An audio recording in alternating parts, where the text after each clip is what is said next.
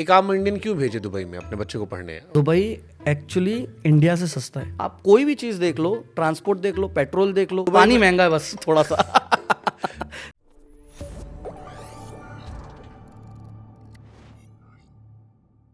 एक common perception होगा India, Pakistan, Bangladesh, Nepal या इन देशों के लिए कि यार दुबई महंगा होगा। एक आम इंडियन क्यों भेजे दुबई में अपने बच्चे को पढ़ने? इंडिया सस्ता है। दुबई एक्चुअली इंडिया से सस्ता है। कैसे? आप होटल्स देख लो, आप फूड देख लो, आप कोई भी चीज देख लो, ट्रांसपोर्ट देख लो, पेट्रोल देख लो। हाँ, दुबई पानी महंगा है बस थोड़ा सा। लेकिन क्वालिटी अलग है, क्योंकि देखो आप हर दुबई में एक प्लेट खाना कितने में मिल जाएगा अगर एक आदमी को केवल सर्वाइवल के लिए खाना हो? 7 से 10 दिरहम के अंदर आराम से आ जाता है खाना। हाँ, मतलब जो कि लगभग हो गया 200 रुपए के आसपास। अच्छा, क्योंकि वहाँ पे क्वालिटी चेक होता है। आप खराब खाना नहीं कर सकते। आपके किचन में कॉकरोचेस, कीड़े या गंदगी नहीं होना चाहिए। बहुत स्ट्रिक्ट है ये सब मामलों जैसे में। हमारे ढाबे यहाँ दिखते हैं, नहीं ये वहाँ नहीं है। देखो हर तरीके के कैटेगरी के वहाँ पे रेस्टोरेंट्स है, लेकिन क्लीनलीनेस।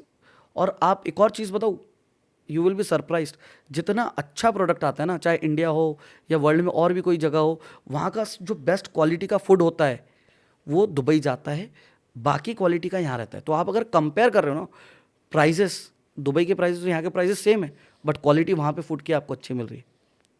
ये रियलिटी है। चाहे आप एप्पल ले लो, बनाना ले लो, चावल ले लो, कुछ भी। ओके। इंडिया और दुबई का अगर कंपैरिजन करें, जी, क्या क्या डिफरेंसेस हैं जिस वजह से लोग दुबई भाग रहे हैं? सबसे बड़ा डिफरेंस है टैक्स का। क्योंकि टैक्स में अगर आप बात करते हो, यहाँ पे स्लैब जाता है इनकम टैक्स का 30%, वहाँ पे 0। फिर उसके बाद अगर आप प्रॉपर्टी खरीद रहे हो तो टैक्स, प्रॉपर्टी बेच रहे हो तो प्रॉफिट होगा obviously, capital gain tax.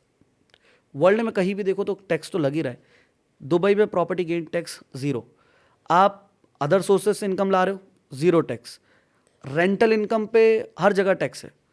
Dubai में रेंटल इनकम पे 0। आपको इनहेरिटेंट टैक्स कोई नहीं देना है।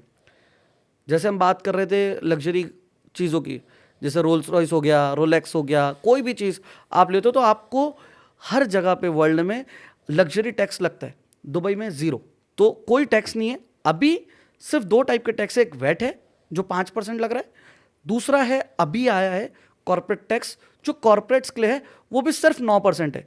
अगर आप इंडिया में बात करो तो लगभग 25 से 30% के आसपास कॉर्पोरेट टैक्स है, या वर्ल्ड में कहीं भी जाओगे 20%, 25%, 30% से नीचे कहीं भी नहीं है।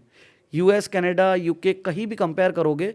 अच्छा, एक तो ये टैक्सेस की हमने बात करी, क्योंकि टैक्सेस है ही नहीं। तो अगर आप देखो कोई भी कंट्री में जाते हो, स्पेशली यूके में 45% टैक्स है भाई। वो यूके वाला दुबई आना चाह रहा है, यूएस वाला दुबई आना चाह रहा है, कनाडा वाला दुबई आना चाह रहा है, ऑस्ट्रेलिया वाला दुबई आना चाह रहा है, क्योंकि टैक्सेस इतने हैवी है, स्पेशली बिजनेस ओनर्स। क्योंकि देखो ना, हर जगह की जो सरकार है, जो गवर्नमेंट है, वो आपके बिजनेस में पार्टनर बन के बैठी है। टैक्स हर चीज़ में 0। कॉर्पोरेट टैक्स पहली बार अभी हम शायद भरेंगे, वो भी सिर्फ 9% है, वो भी सिर्फ कॉर्पोरेट्स को है। तो 90% लोग तो जॉब ही कर रहे हैं ना, सिर्फ 10% होंगे जो बिजनेस कर रहे हैं। मेरे एक फ्रेंड ने मुझसे एक बार मजाक में कहा कि जैसे हर साल आईफोन आता है तो हम लोग आईफोन चेंज करते हैं, तो किसी ने एक बार मजाक में कहा कि जितने का इंडिया में आईफोन लेते हो उसकी जगह पर फ्लाइट की टिकट बुक करो, यहाँ से दुबई जाओ, घूमो, टहलो, एक दिन रुको, आईफोन लो, खरीदो, वापस लेके लाओ। वापस लौटाओ। बिल्कुल, इज इट ट्रू? 100% ट्रू है, 100%। अच्छा, मेरी बात अधूरी रह गई थी, अब मैं बताता हूँ क्यों मूव कर रहे हैं। आपने सवाल किया। हाँ। टैक्सेस पे तो मैंने बात की, अब बात करते हैं रिटर्न्स पे। वहाँ पे प्रॉपर्टी में एवरेज रिटर्न्स जो आता है 8 से 12% का है। ये रेसिडेंशियल नॉर्मल, अगर आप लॉन्ग टर्म पे रेंट आउट कर रहे हो प्रॉपर्टी, तो मेरी एक प्रॉपर्टी जैसे मैंने बताया 20% रिटर्न आ रहा है। एवरेज सारी प्रॉपर्टीज़ के अंदर 8-10% आ ही जाता है। अगर हम बात करें हॉलीडे होम्स की, क्योंकि हॉलीडे होम्स बहुत ज़रूरत है। हॉलीडे होम्स कहीं भी आज की तारीख में जाओ, लोग महीना आते, 15 दिन आते, फैमिली के साथ आते। कई बार लोग जॉब पे जाते, जॉब स्विच करते, या उनको 1 महीना, 2 महीना, 6 महीना रुकना होता है, तो हॉलीडे होम्स चाहिए होते हैं, होटल नहीं। तो उसके लिए आपको 15-17% के आसपास आपको रिटर्न आ सकता है। लेकिन आप नॉर्मली भी रेंट आउट करो तो 8 से 12%। अगर आप प्रॉपर्टी एप्रिशिएट करने की बात करो तो प्रॉपर्टी एप्रिसिएशन हर साल 10 से 15% का कम से कम आपका हो रहा है। अगर आपने 1 करोड़ की प्रॉपर्टी खरीदी है, जो हम क्लाइंट्स को एडवाइस देते, हैंड ओवर तक के आपने ऑफ प्लान में खरीदी, जो अंडर कंस्ट्रक्शन है, लॉन्च पे आपने 1 करोड़ की खरीदी, हैंड ओवर तक तो 50% ही देना है, आपके जेब से गए 50 लाख। लेकिन हैंड ओवर पे वो प्रॉपर्टी का वैल्यू हो जाता है लगभग 1.5 करोड़, पौने 2 करोड़, 2 करोड़ भी होता है। तो आपकी जेब से 50 लाख गए, लेकिन आपने इतना प्रॉफिट बना लिया, उसको बेच दो और कोई टैक्स नहीं पे करना उस पर भी, फिर नई प्रॉपर्टी, 2 प्रॉपर्टी पे पैसे डालो। ये रियलिटी है। इसके अलावा जैसे मैंने बताया फास्टेस्ट सिटी है, सेफेस्ट सिटी है। एक सबसे बड़ा एप्रिसिएशन जो मैंने बताना भूल गया आपको, यूएस के साथ में 1997 में एक पैच हुआ था नवंबर में, यूएसडी और एईडी को लॉक कर दिया था 3.67 पे। अगर हम बात करें 1997 में 1 दिरहम 8 रुपये का था, आज की तारीख में 1 दिरहम 23.5 रुपये का है। इसी लोग जाते हैं पैसा, वहाँ पैसा कमाते हैं, बेचते रहते हैं। तो करते हैं लोग, क्या करेंगे। अभी मैं बात करूं, जब मैं गया था 2018 में, तब 18 रुपये का 1 दिरहम था, आज की तारीख में देखो 23.5 हो गया, और जल्द मुझे लगता है 25 हो जाएगा। दुबई में परेशानी क्या है? दुबई में परेशानी सिर्फ ये है कि लोग सिर्फ काम कर रहे हैं, इमोशंस कम है। इमोशंस कम है। और वैसा नहीं हो जैसे हमारे यहाँ होता, शाम को बाहर मिले, थोड़ी देर आओ, गप लड़ाते हैं, पड़ोस में क्या चल रहा है। वो भी है, लेकिन अच्छा, आप और हमारे जैसे लोग कम है ना, तो वो उनके पास टाइम ही कहाँ है। जो गए वो पैसे कमाने गए हैं। हाँ, वहाँ पे लोग इस चीज़ में नहीं पड़ते कि क्या चल रहा है क्या नहीं चल रहा है, वो अपने काम कर रहे हैं। शावर में घंटा नहाते नहीं होगे? नहीं, कहाँ टाइम है लेकिन लोगों के पास टाइम भाई। कई लोग हैं जो वहाँ पे 5,000, 10,000, 15,000 या 20,000 दिरहम जो जितना कमा रहे हैं उसमें खुश है ना, वो सब कर रहे हैं, लाइफ में एंजॉय कर रहे हैं, वीकेंड ले रहे हैं, सब कुछ कर रहे हैं। हमारे पास 24 घंटे कम है। पानी वानी की समस्या नहीं है। बिजली मैं 7 साल से रह रहा हूँ, एक बार आज तक नहीं गई है, और पूरा रेगिस्तान है। और पानी तो बिल्कुल मतलब आपको वहाँ पे हाई क्वालिटी का मिलेगा पीने के लिए, क्योंकि आप बाय कर रहे हो पानी को। तो क्या कीमत है पानी की वहाँ पे? देखो वैसे तो चालू हो जाता है 2 दिरहम पर लीटर के हिसाब से आई थिंक, और फिर वो अपने ऊपर है, अपने कौन सी क्लास का पीना है पानी। 5, 6, 7, 8 रुपये लीटर तक, दिरहम तक जाता है, 2 दिरहम पर लीटर से। जनरल पानी नहीं है? जनरल पानी नहीं है। तो यानी अगर आप शावर यूज़ करते हो तो आपको उतना पे करना पड़ेगा।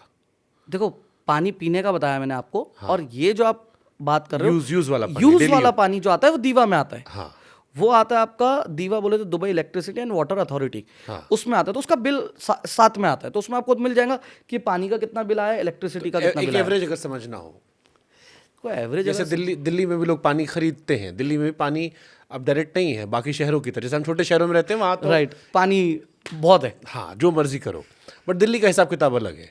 नहीं, तो जितना आप अगर यूज मैं करोगे compare- हाँ, उतना आपको बिल पे करना पड़ेगा। अंदाजन कितना बिल आता होगा अगर 3, 4, 5 लोग का परिवार है तो? 1000 दिरहम के आसपास बिल आता होगा, और क्या। और इसमें कितना इस्तेमाल करने का? मतलब ये दीवा का बिल जो आता है ना, इलेक्ट्रिसिटी और वाटर मिला के आता है, तो इसमें 200 दिरहम मेरे हिसाब से शायद पानी का होगा, बाकी 800 दिरहम इलेक्ट्रिसिटी। इतना महंगा नहीं है। अच्छा, जो दुबई चला गया हाँ, वो इंडिया क्यों नहीं लौटता? देखो जितने पैसे मिल रहे हैं उसको दुबई में, उतने पैसे तो पहली बात इंडिया में उसको उस काम के नहीं मिलेंगे, पहली चीज़। दूसरी चीज़, जो लाइफस्टाइल वहाँ पे जी रहे हो वो यहाँ नहीं मिलेगी। तीसरी चीज़, एक तो पैसे कम मिलेंगे, ऊपर से टैक्स पे करना पड़ेगा। चौथी चीज़, क्वालिटी जो है ना दुबई में, फूड की बोलो या किसी भी चीज़ की, या जो फील है वहाँ पे लग्जरी, वो यहाँ नहीं मिल सकता। तो ये 5 रीज़न है। ओके। इंडिया दुबई का बॉन्ड कैसा है अभी वहाँ? क्योंकि आपने कहा 40% इंडियन वहाँ दुबई में इस वक्त रहते हैं। दुबई और उसके आसपास जो देश है उनमें मंदिर भी बनाए गए, कई सारी खबरें आती रहती हैं। क्या हिसाब किताब है इंडियंस का? वो देश नहीं है, वो सिटीज़ है वहाँ की। हाँ, जैसे दुबई में 2 मंदिर है और हम लोग विज़िट करते रहते हैं, और जैसे मैंने बताया मैं बहुत धार्मिक परिवार से हूँ, तो हम लोग करते रहते हैं। उसके बाद आबू धाबी में देखो अगर बात करें तो बेप्स का बहुत बड़ा मंदिर बना है, स्वामीनारायण भगवान का। तो वहाँ पे पहले ये चल रहा था कि रूलर ने वहाँ के 7 एकड़ ज़मीन देने का सोचा कहीं बाहर, जब ये साधु लोग रिक्वेस्ट लेके गए, फिर उसके बाद में उन्होंने उसको डबल कर दिया, 6.5 7 के बजाय उन्होंने उसको 13.5 कुछ ऐसा कर दिया, फिर 21-22 एकड़ कर दिया, फिर उसके बाद एंड में 27 एकड़ उन्होंने खुद से अलॉट किया। 27 एकड़ इज़ अ ह्यूज एरिया। उसके बाद में जो लोकेशन थी उसकी लोकेशन चेंज करी, मेन दुबई और आबू धाबी हाईवे पे लगाया, जिसके वजह से इजी हो हर बंदे को मंदिर जाने के लिए। तो वो उन्होंने किया, वहाँ पे मंदिर बनाया, और आप यकीन नहीं करोगे मंदिर शायद 1.5-2 साल में पूरा रेडी हो गया, और अभी तो हम लोग जाते रहते हैं, और बहुत बड़ा मंदिर बना है। और वहाँ पे आप समझ लो कि सारे डिपार्टमेंट्स जो एक मंदिर में होते, मैरिज हॉल हो गया और बहुत सारी चीज़ें होती है, वो सब बनाया उन्होंने वहाँ पे। और मार्बल इम्पोर्टेड है, कुछ राजस्थान से है और कुछ इटली से है। तो मैंने खुद ने बहुत प्रमोट किया, मैं खुद जाता था वहाँ, कम से कम 3-4 बार मैं गया। वहाँ पे देखिए शरीर तो नश्वर है, राइट। तो मैंने बहुत प्रमोट किया जब ये मंदिर बन रहा था, कि वहाँ पे उन्होंने एक चीज़ इतनी अच्छी चालू करी कि शिला पूजन करते, कि जो आप ईंटें लगने वाली है दूसरे दिन, तो वो साइड में रख दी पहले। कोई भी बंदा आए, शिला की पूजा करे, वो ईंट की पूजा करे, प्रेयर होती थी, पूजा वूजा करते थे, पूरा बताते थे कि विजन क्या है इस मंदिर का, कैसे बना, क्या बना। उसके बाद में वो ईंट मंदिर में लगती थी।